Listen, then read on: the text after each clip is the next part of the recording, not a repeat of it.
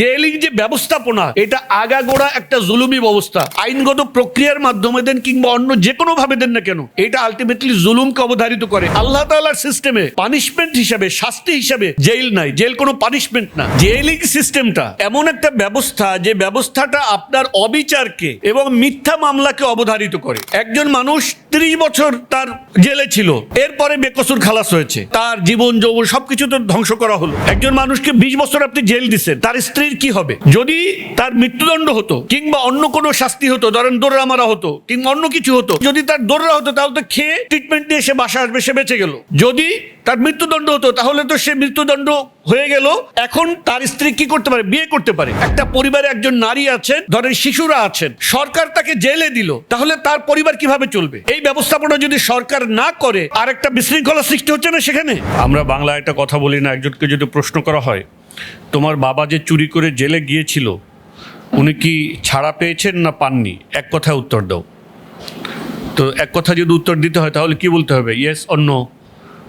অথচ তার বাবা চুরিও করে নেয়, জেলেও যায় নাই। এখন সে কি বলবে? যদি ইয়েস বলে তার অর্থ হবে যে চুরি করছিল, জেলে গেছিল, ছাড়া পাইছে। আর যদি বলে নো, তার অর্থ হবে চুরি করছে, জেলে গেছে, ছাড়া পায় নাই। তাই না? সো আমাদের ব্যাপারটা অনেক সময় এরকম হচ্ছে যে এটা যেহেতু একটা অবস্থার মধ্যে আছি, সেই অবস্থাটাকে আমাদেরকে মোকাবেলা করতে হচ্ছে। মানে আমরা বলছি যে কারা মুক্তি আন্দোলন, কিন্তু আসলে কারাবরণ বা এই যে জেলের যে সিস্টেমটা, জুডিশিয়াল সিস্টেমে, আমি ফান্ডামেন্টালি এটা নিয়ে কিছু কথা বলতে চাই। এই সিস্টেমটা কেন আসলো, কিভাবে আসলো এবং এটা আসলে কি? আমরা মানসিকভাবে মেনে নিয়েছি যে মানুষকে জেলবন্দি করা এটা মনে হয় একটা সিস্টেম, এবং এটা খুবই গ্রহণযোগ্য একটা ব্যবস্থা এবং একটা জুডিশিয়াল সিস্টেম। কাউকে যদি সত্যিকারভাবে ন্যায়ভাবে বিচারের মাধ্যমে জেল দেওয়া হয় তাহলে আমরা মনে করি যে এটা ইনসাফ হয়েছে, তাই না? কিন্তু জেলিং সিস্টেমটা কখনোই ইনসাফ না। জেল ইটসেলফ, সেটা যদি তাকে একেবারে মানে যথাযথ প্রক্রিয়ার মাধ্যমে একেবারে ন্যায় বিচার করেও যদি আপনি একজনকে জেল ঘোষণা করেন তাহলে এটা ইনসাফ না। কেন ইনসাফ না? এই আলোচনায় আমরা আসবো ইনশাআল্লাহ। দেখেন, ইসলামে আপনার 5টা পানিশমেন্ট। একটা হলো কিসাস, যে যদি কেউ কাউকে হত্যা করে বা কারো অঙ্গহানি করে তাহলে সে যে পরিমাণে অঙ্গহানি করেছে বা যাকে হত্যা করেছে সেই পরিমাণ শাস্তি। হত্যার বদলে হত্যা, আমরা জানি চোখের বদলে চোখ, কানের বদলে কান, নাকের বদলে নাক, এটা হলো কিসাস। আর হলো 5টা আপনার নির্দিষ্ট পানিশমেন্ট আছে। এর ভিতরে একটা হলো গিয়ে আপনার জিনার শাস্তি। যদি বিবাহিতরা জিনা করে তাহলে আপনার মৃত্যুদণ্ড, আপনার পাথর বেড়ে হত্যা। তারপরে অবিবাহিতরা যদি করে তাহলে আপনার 100 দৌড়া। এরপরে আছে চুরির শাস্তি, হাত কেটে দেওয়া। এরপরে আছে ডাকাতি, আপনার উল্টো দিক থেকে হাত পা দেওয়া। এরপরে আছে আপনার মদ খাওয়ার শাস্তি, হ্যাঁ, 80 দৌড়া, 40 থেকে 80 দৌড়া এরকম আছে। এরপরে আছে হলো সতী নারীকে অপবাদ দেওয়া, ব্যভিচারের অপবাদ দেওয়ার শাস্তি, 80 দৌড়া। এই পানিশমেন্টগুলো, এটা হদ, এটাকে বলা হয় হুদুদ, বলি না হুদুদ, কেসাস, এগুলো আছে। এরপরে যদি এর বাহিরে থাকে, ধরেন আপনার নির্দিষ্ট শাস্তি এবং নির্দিষ্ট অপরাধ না, এই অপরাধের চেয়ে লঘু কিছু অপরাধ আছে যেগুলো অপরাধ কিন্তু এই মাত্রায় পড়ে না, সেগুলোর ক্ষেত্রে সেগুলো কীরকম আছে? যেমন ধরেন প্রতারণা হতে পারে, ঘুষ হতে পারে, তারপরে আপনার প্রকাশ্যে অশ্লীলতা হতে পারে। ধরেন একজন মানুষ ল্যাংটা হয়ে রাস্তায় হেঁটে যাচ্ছে কিংবা অভদ্র অশ্লীল পোশাক পরে হেঁটে যাচ্ছে, যেটা সমাজের জন্য ক্ষতিকর, এমন হতে পারে। গুপ্তচর বৃত্তি হতে পারে। তারপরে মিথ্যা অপবাদ কাউকে দিলেন, হ্যাঁ আপনি জিনার অপবাদ দেন নাই কিন্তু অন্য কোনো অপবাদ দিচ্ছেন, এরকম কোনো অপবাদ হতে পারে। তারপরে চুরি হতে পারে, যে পরিমাণে চুরি হলে হাত কাটা যায় এই পরিমাণ চুরি না, অল্প কিছু চুরি হয়েছে কিন্তু। তো এই ধরনের যে অপরাধগুলো আছে সেই অপরাধগুলোর জন্য কি আছে?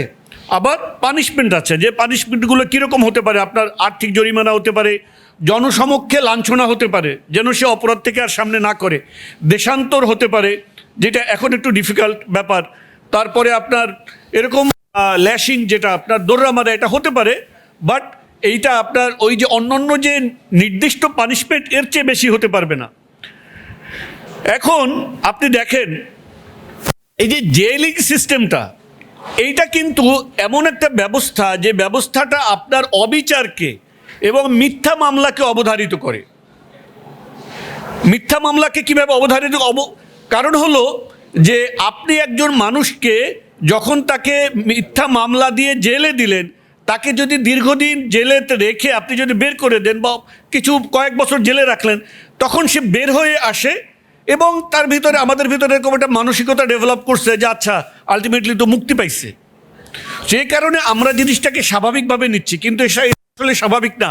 ভাই আগে বলেছেন যে একজন মানুষ 30 বছর তার জেলে ছিল, কিন্তু এরপরে বেকসুর খালাস হয়েছে, তাহলে তার জীবন যৌবন সব কিছু তো ধ্বংস করা হলো।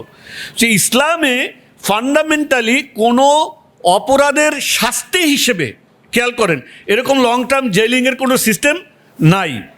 এক, দ্বিতীয়ত আপনার বিচার ব্যবস্থাকে, কোনো একটা বিচারকে এরকম প্রলম্বিত করা, আপনার বছরের পর বছর যুগের পর যুগ ধরে বিচারকে আটকে রাখা এবং ওই ব্যক্তি যাকে আপনি জেলে নিলেন তাকে বিনা বিচারে আপনার শাস্তি কী হয়েছে জানেন না, তাকে আটকে রাখা, এরকম কোনো সিস্টেম কি না ইসলামে নেই। কেন নেই এবার আপনি দেখেন। মূলত বিচার ব্যবস্থার উদ্দেশ্য কি? সমাজে অপরাধ দমন, রাইট? অপরাধ দমনটাই তো বিচারের উদ্দেশ্য। এটা দুইভাবে হয়। এক হলো যে আপনার অপরাধ করার আগে যেন মানুষ ফিরে থাকে, এই জন্য সামাজিক ব্যবস্থা, এবং অপরাধ করা প্রমাণিত হলে তার যে শাস্তি, সেই শাস্তি দেওয়া যেন মানুষ অপরাধ না করে। এবং এর উদ্দেশ্য হলো সমাজকে আরও অপরাধ প্রবণতা থেকে ফিরিয়ে রাখা। কিন্তু জেলিং এমন কোনো ব্যবস্থা না যেটার মাধ্যমে আপনার এই ব্যাপারটা কার্যকরী হয়, বরং উল্টো সমাজে আরও অনেক অপরাধ এবং আপনার খারাপ অবস্থা সৃষ্টি হওয়ার উপলক্ষ তৈরি হয়। আপনারা ধরেন একজন মানুষকে আপনারা জেল দিলেন শাস্তি হিসাবে 30 বছর বা 20 বছর। এখন বলেন তো তার স্ত্রীর কি হবে? একজন মানুষকে 20 বছর আপনি জেল দিচ্ছেন, তার স্ত্রীর কি হবে? যদি তার মৃত্যুদণ্ড হতো কিংবা অন্য কোনো শাস্তি হতো, ধরেন দৌড়া মারা হতো কিংবা অন্য কিছু হতো, তাহলে যদি তার দৌড়া হতো তাহলে তো খেয়ে ট্রিটমেন্ট নিয়ে সে বাসা আসবে, সে বেঁচে গেল। যদি তার মৃত্যুদণ্ড হতো তাহলে তো সে মৃত্যুদণ্ড হয়ে গেল, এখন তার স্ত্রী কি করতে পারে? বিয়ে করতে পারে। একজন মানুষ জেলে আছে, আটকা আছে 20 বছর ধরে, 25 বছর ধরে, এই ব্যক্তির স্ত্রীর কি হবে? এবং অনেক ঘটনা এমন আছে দেখা যায় যে যারা জেলে থাকে, আমি অনেক সময় অনেক মামলা টামলা অনেক মানুষের যখন ডিল করতে গেছি, অনেক সময় এরকম হয়েছে যে যারা মামলা ডিল করে কিংবা আশপাশের লোকজন এই নারীদেরকে নানা রকম নোংরাভাবে উত্ত্যক্ত করে, কারণ তাদের হাজব্যান্ড নেই, হাজব্যান্ড জেলে, নানা রকম প্রলোভন, মিথ্যা, মানে তারা নানা রকম সামাজিক হয়রানির শিকার হন। দ্বিতীয়ত একজন মানুষের যে সুস্থ একটা দাম্পত্য জীবন, আপনি তো এটা থেকে তাকে বঞ্চিত করলেন। ওই ব্যক্তি জীবিত আছে, তিনি উনি যদি তাকে ডিভোর্স দেন তাহলে তাকে সামাজিকভাবে খারাপ বলা হচ্ছে। দেখো লোকটার সাথে ছিল, এখন তার হাজব্যান্ড জেলে গেছে, মহিলা তাকে ডিভোর্স দিয়ে দিয়েছে, কত বড় খারাপ মহিলা আপনি চিন্তা করেন। কিন্তু একজন নারী হিসেবে এরকম এই যে লম্বা সময় তার একাকিত্ব জীবন যাপন করা, এটা কি আরেকটা জুলুম না? এটা জুলুম, আমরা তার দিকে কিন্তু তাকাচ্ছি না। তো জেইলিং সিস্টেম এটা আপনার অবধারিতভাবে নারী নির্যাতনকে কি করে? অবধারিত করে তোলে। জেইলিং সিস্টেম অধিকাংশ ক্ষেত্রে নারী নির্যাতনকে অবধারিত করে তোলে। দ্বিতীয়ত আপনি দেখেন, আপনি একটা পরিবারের কর্মক্ষম ব্যক্তি, যিনি পরিবারটা পরিচালনা করেন, আপনি তাকে নিয়ে আটকাইলেন, জেলে দিলেন। এখন উনি যে পরিবারের উপার্জন দিয়ে চলতে, ওনার বাকি পরিবার কিভাবে চলবে? সরকার কি এ ব্যাপারে কোনো ব্যবস্থা নেবে? তাহলে একটা পরিবারে একজন নারী আছেন, ধরেন শিশুরা আছেন, সরকার তাকে জেলে দিল, তাহলে তার পরিবার কিভাবে চলবে? এই ব্যবস্থাপনা যদি সরকার না করে তাহলে সেখানে কি হবে? আরেকটা বিশৃঙ্খলা সৃষ্টি হচ্ছে না সেখানে?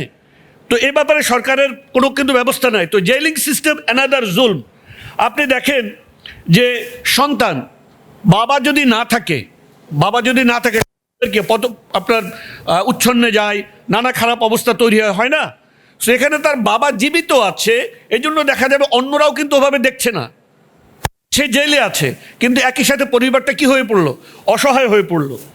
আপনি এই ধরনের নানা কারণে জেইলিং সিস্টেমটা, এটা আগাগোড়া জেইলিং যে ব্যবস্থাপনা, এটা আগাগোড়া একটা জুলুমি ব্যবস্থা। জেইল ইজ জুলুম, জেইল ইজ জুলম। এটা আপনি আইনগত প্রক্রিয়ার মাধ্যমে দেন কিংবা অন্য যে কোনোভাবে দেন না কেন, এটা আলটিমেটলি জুলুমকে অবধারিত করে। এই জন্য আল্লাহ তাআলার সিস্টেমে আল্লাহ তাআলার সিস্টেমে পানিশমেন্ট হিসাবে, শাস্তি হিসাবে প্রেসক্রাইব কোনো জেল নাই। জেল কোনো পানিশমেন্ট না। জেল কেবল হতে পারে খুবই স্বল্প সময়ের জন্য, কোনো অপরাধীকে আটক করলে তার বিচারটা করা পর্যন্ত অল্প সময়, খুবই অল্প সময়। সেটা অবশ্যই বছরকে বছর আপনি এটা আটকে রাখতে পারবেন। এটা ইসলামে বা আপনার হুদুদ কিসাস বা হদের মধ্যে শাস্তি হিসাবে জেল কোনো শাস্তি নাই।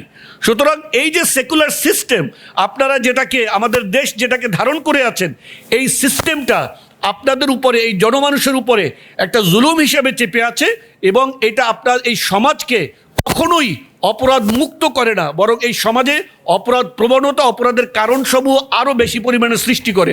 সুতরাং আমরা ফান্ডামেন্টালি চাই যে জেলই কোনো সিস্টেমই থাকবে না, গোটা ব্যবস্থা আলটিমেটলি ইসলামী শরিয়া দ্বারা রিপ্লেসড হোক।